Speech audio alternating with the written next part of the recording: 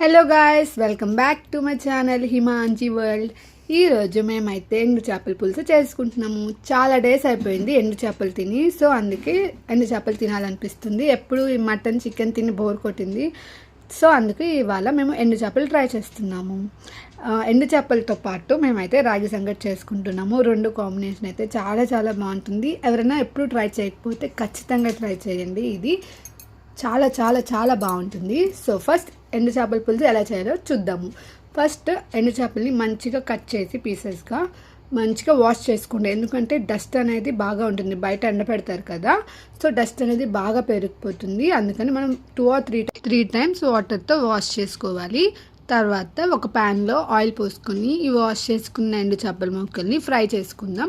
Fry చేసుకొని పక్కన పెట్టుకోండి. ఆ తర్వాత అదే ప్యాన్లో ఆయిల్ వేసుకొని ఉల్లిపాయ ముక్కలు, పచ్చిమిర్చి ముక్కలు వేసుకొని బాగా వేగనివ్వాలి. వేగిన తర్వాత అల్లం వెల్లుల్లి పేస్ట్ వేసుకోండి. అది కూడా పచ్చివాసన పోయే వరకు బాగా వేగనివ్వండి. ఆ తర్వాత టొమాటో ముక్కల్ని వేసుకొని బాగా మగ్గనిద్దాం. మగ్గిన తర్వాత ఉప్పు, కారం, పసుపు వేసుకొని బాగా ఫ్రై చేసుకొని ఆ తర్వాత చింతపండు పులుసు పోసుకోండి. చింతపండు పులుసు అనేది మన ఇష్టం, క్వాంటిటీ అనేది. పులుపు ఎక్కువగా తినేవారు ఎక్కువ వేసుకుంటారు, మేమైతే బాగా తింటాము, సో అందుకే కొంచెం ఎక్కువ క్వాంటిటీలో చింతపండు పులుసు అనేది పోసుకున్నాము. అది చింతపండు పులుసు పోసిన తర్వాత ఉడికనివ్వాలి. ఉడికిన తర్వాత ఎండు చేపల ముక్కలు వేసేసుకొని 10 minutes to 15 minutes లో ఫ్లేమ్లో మూత పెట్టి మగ్గనివ్వాలి. లాస్ట్లో మసాలా మరియు కొత్తిమీర వేసుకొని మగ్గనివ్వండి. 2 minutes అయిపోయింది. ఇంకా కర్రీ నెక్స్ట్ వచ్చేసి రాగి సంగటి చేయడం చూద్దాం.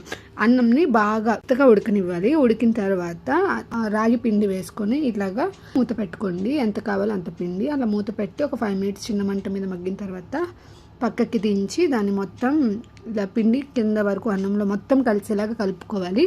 కలిపిన తర్వాత మళ్ళీ పొయ్యి మీద పెట్టి ఒక 5 to 10 minutes మూత వేసి మగ్గనివ్వాలి. అంతే, రాగి సంగటి చేసుకోవడం కూడా అయిపోయింది.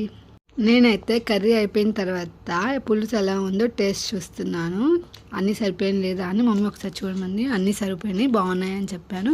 ఆ తర్వాత రాగి సంగటి కాంబినేషన్లో ఎండు చేపల పులుసు తినేసాము. ఎవరైనా ఇప్పటిదాకా ట్రై చేయని వాళ్ళు ఉంటే తప్పకుండా ట్రై చేయండి. మటన్ చికెన్తో పాటు ఇందులో కూడా తినొచ్చు, చాలా బాగుంటుంది. ఇదొక టేస్ట్ డిఫరెంట్గా ఉంటుంది కదా మనకి. ఎండు చేపలు అందరికీ ఇష్టం ఉండదు, కొంతమందికి ఇష్టం ఉంటుంది. నాకు కూడా కొంచెం ఎక్కువ ఇష్టం. నేను చేసినప్పుడల్లా ఇష్టంగానే తింటాను. మమ్మీకి కూడా చాలా ఇష్టం ఎండు చేపలు అంటే. ఆమెలాగే నాకు కూడా అదంటే చాలా ఇష్టం. చాలా అంటే చాలా కాదు, పర్లేదు, తింటాను, ఇష్టం. Thank you for watching. Bye.